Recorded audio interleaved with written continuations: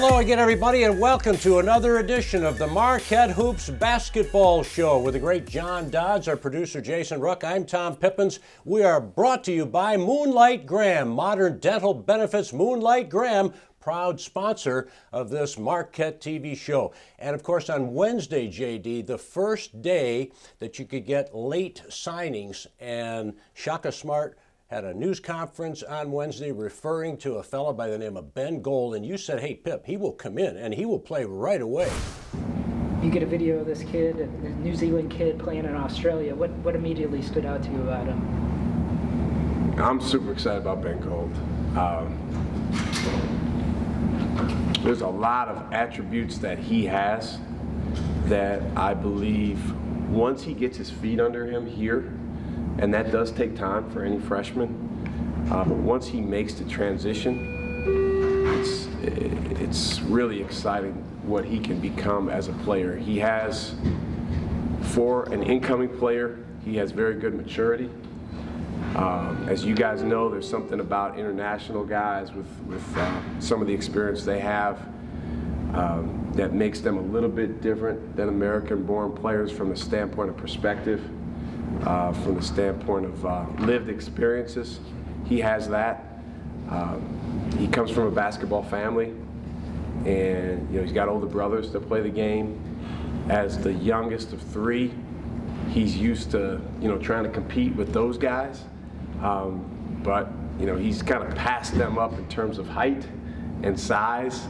The way his body's changed in the last 2-3 years is amazing. You always try to get guys that are trending upward. One of the best players I've ever coached is a guy by the name of Jackson Hayes, who plays for the Pelicans in the NBA. And when we first saw him, and then we saw him again a couple of months later, it was evident he was like on a rocket ship. And so it was going to be hard to mess that up. And he just continued on the rocket ship, and he still is. Ben Gold is on an upward trajectory. He's getting better and better. His confidence has grown as his body's gotten stronger, and he's really excited about coming in here in late May and getting to work with Sean Jones, Chase Ross, and the rest of our guys.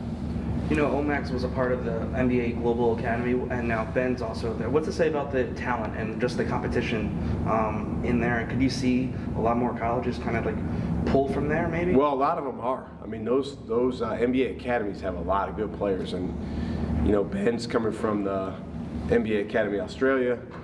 Omax came from the NBA Academy in Latin America. There's an NBA Academy in Africa that when I saw those teams play in December, I thought they actually had the most talent overall. So there's a lot of talent on those teams. I think the challenging thing is just finding, okay, who's a good fit for us? And then being able to ascertain that when you have a bunch of guys playing together that aren't used to playing together, come from different backgrounds, sometimes speak different languages. When I saw Ben play, he was playing with the Latin American team in Las Vegas, and he was playing a little bit out of position. It was his first couple of weeks with that team, and fortunately we had watched a lot of tape on him, so we knew what he was all about as a player. It was just getting a chance to kind of see him as in person. We had already offered him a scholarship, and he's a high character guy who has a chance, I think, to become a terrific player here. He got some time with the New Zealand senior team too, He did. Playing with grown men. Yeah. Have you talked with him about how that's helping him? They call them the Tall Blacks. Yeah. You guys are familiar with the All Blacks, the phenomenal rugby team that they have, and Ben actually, one thing I like about him, he has a rugby background. He used to play rugby, which to me, it's kind of like football players in this country. Like, you're not going to be soft. If you play that sport. Golden Eagles fans should be excited. Sure, he's from Wellington, New Zealand. We've talked about him before on the show. 6'10", and he played in the NBA Global Academy in Australia. So if I get the blender out, I was waiting for it. He shoots a lot like Steve Novak. He's got very good range from three-point, but he's got some Chet Holmgren from Gonzaga to him, to his game, which means he's very thin at this time of his career, but he can block shots and he can run the court. So Shaka Smart and the coaches can't wait to start working with him, and I'm sure Todd Smith, the trainer, get him in the weight room and start going. So it's a great addition. And as we've talked before, he was a young man who all of a sudden, if he gets out on the radar, look out, everybody's coming like bees to honey. So Marquette getting in early was huge. The coaches feel that way, that they might have got this player earlier before he blew up real good. So that's what you don't want to do. There have been times past where Marquette's in on someone and they go out in the AAU circuit and then they start hitting.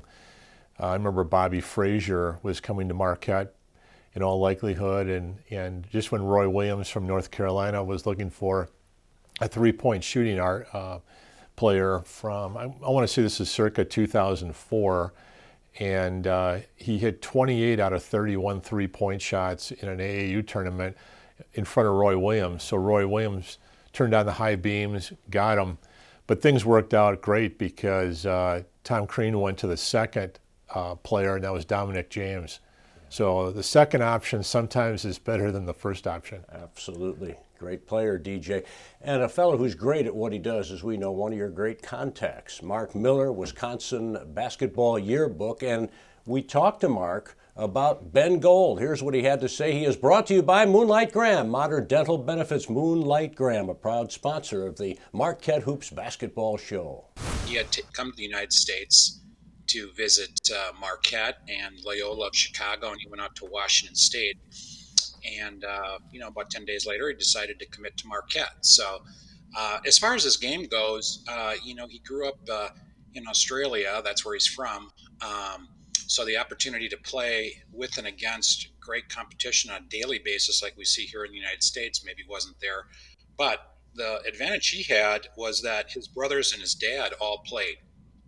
And so when Ben was younger, as you guys know, when you go against your dad and your older brothers, you kind of get beat up in the driveway.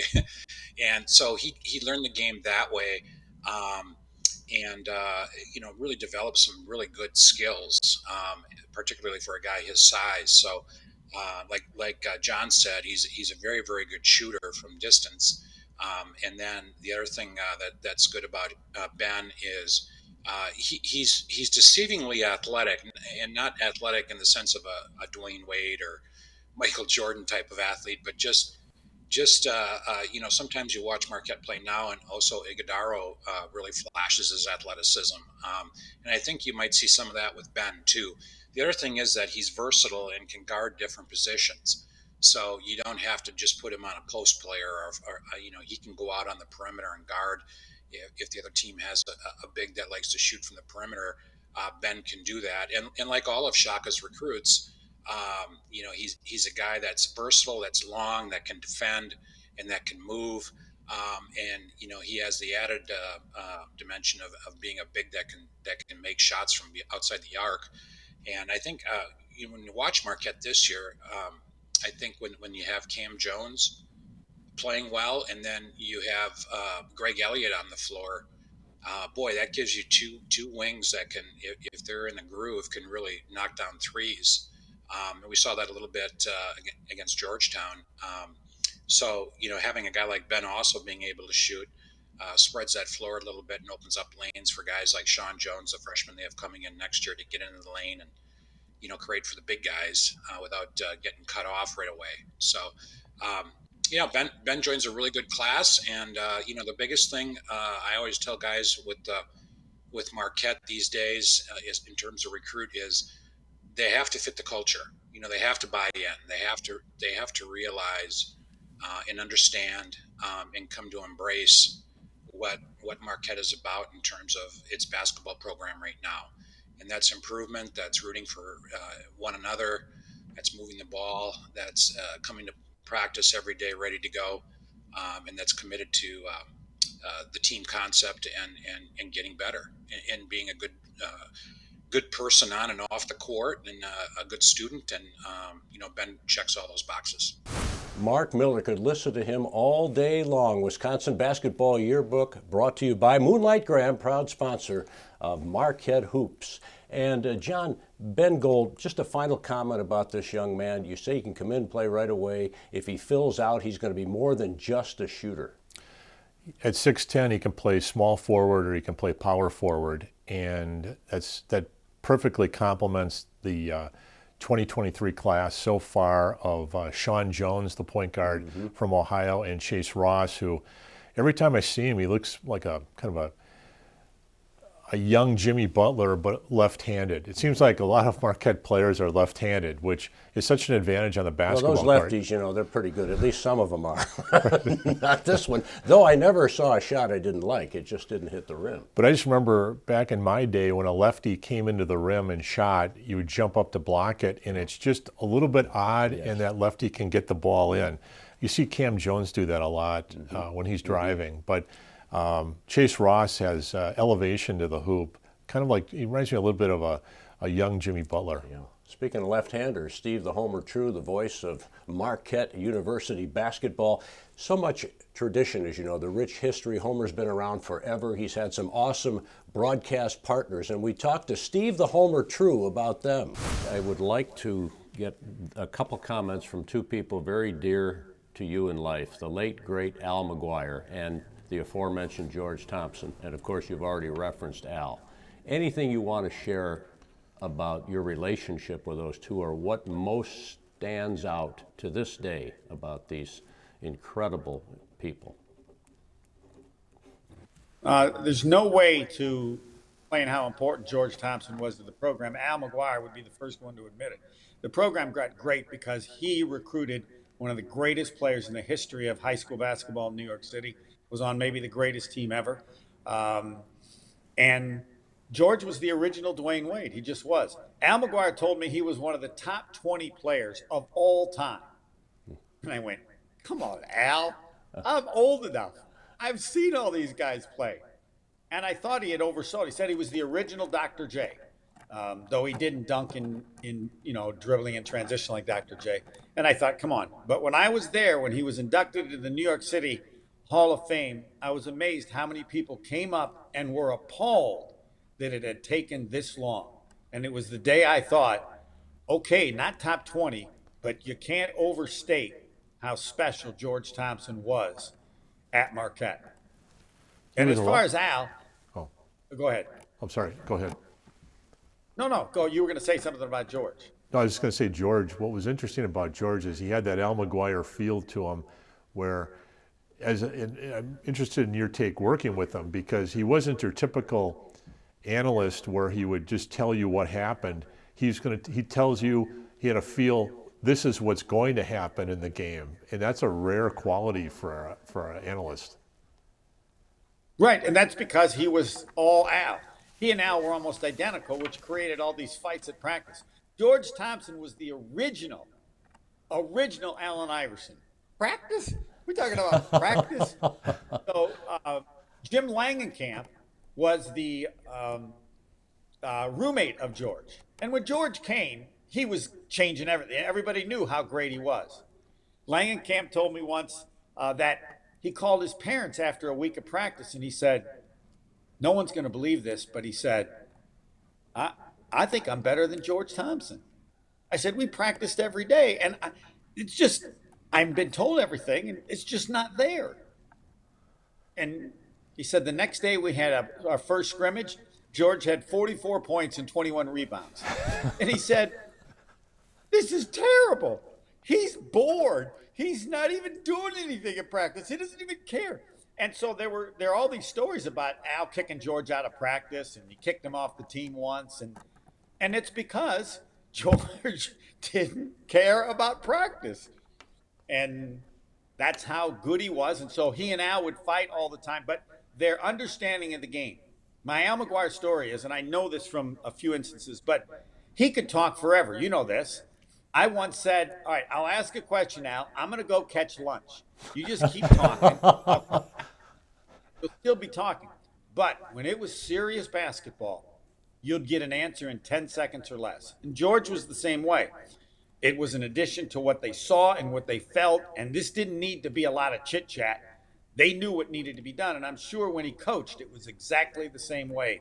Late in games or when it got to be, I don't care if my players yell at me, because when the game was on the line, they'd sit, he'd tell them what to do, he'd tell them that fast, and he was right, and that's the vision that George had as well. Can you comment quickly on Jim McIlvaine and Tony Smith? You're the kind of the people you've worked with over the years. They're all different. McIlvaine, and you think of him as like it's sad that he didn't get to be a network guy because he's just the perfect, he's the Renaissance man. He's surfing, he's a seven. He would have been spectacular. I don't know why it never happened. But he shows up for the first game. He's got 7 pages of notes.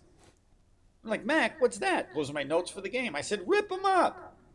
What do you mean? You don't need info. This is your game. Just tell me what you saw, and that's all good enough. But Mac's he's like a 1950s guy in some ways, and I got him down to 2 pages, but just concerned about being accurate and doing all the appropriate information and all that kind of stuff, and an incredible shot blocker.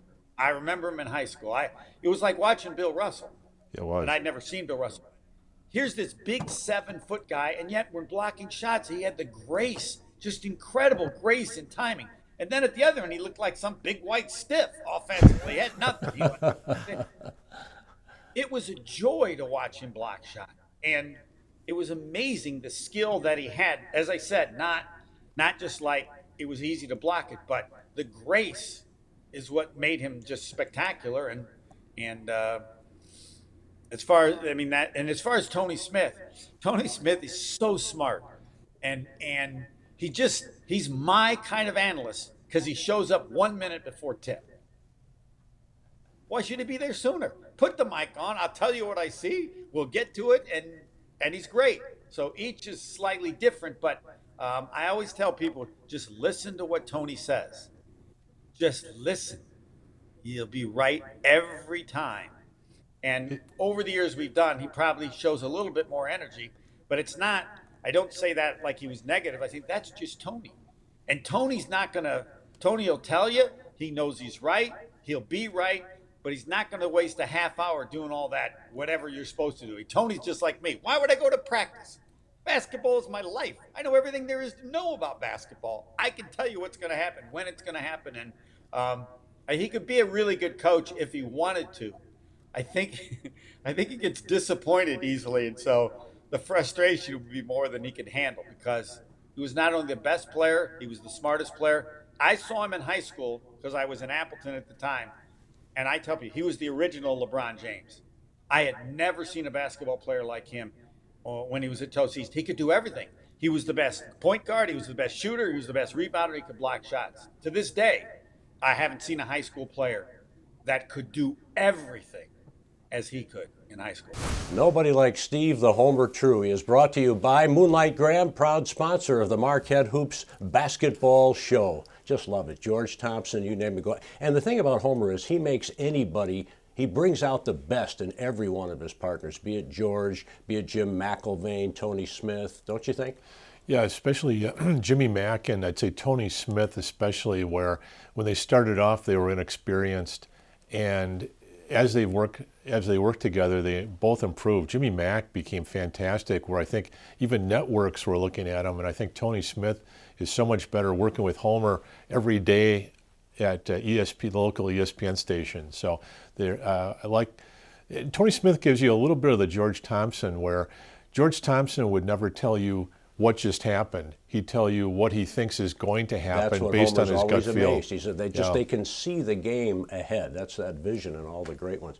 There's a great one you brought in by the name of Jim King, 95-year-old former sports information director at Marquette during the football era. So we had an opportunity to chat with him. He's just an amazing man, and he's sharper than I ever could possibly be. Jim King, brought to you by, and talking about the football era at Marquette, the old Hilltoppers, brought to you by Moonlight Graham, a proud sponsor of the Marquette Hoops basketball show.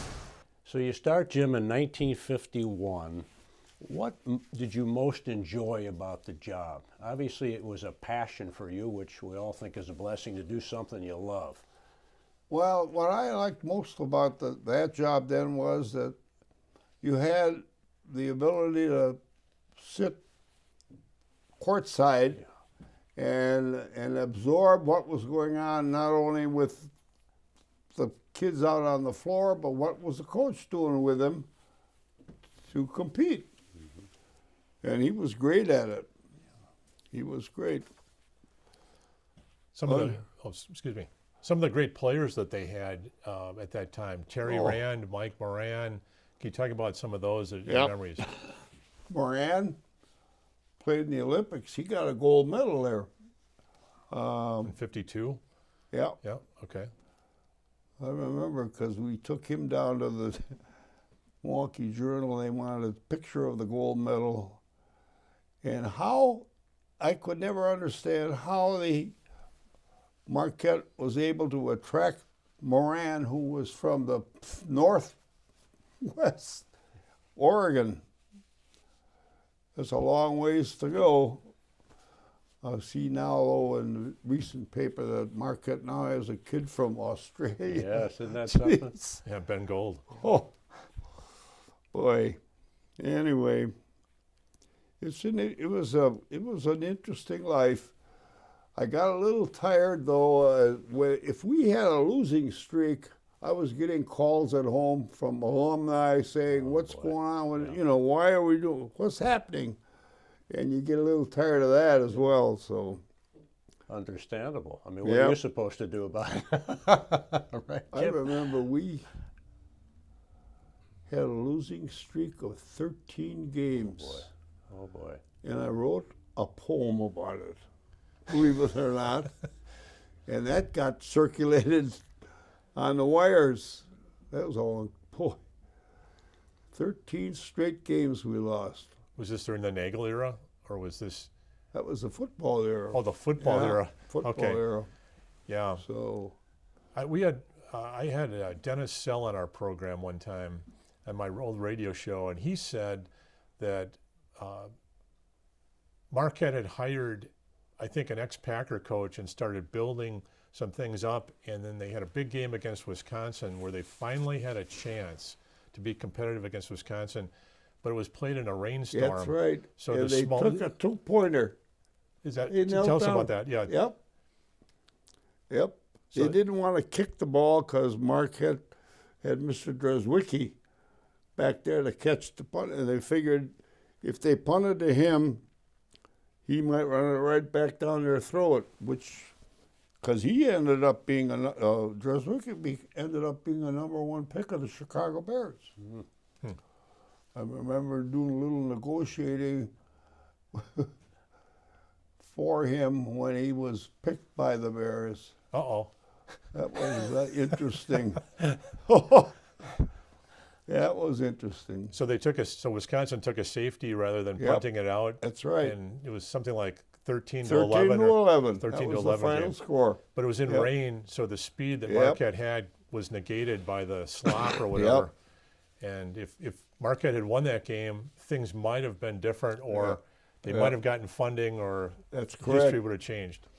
But they were playing Michigan State regularly, Wisconsin.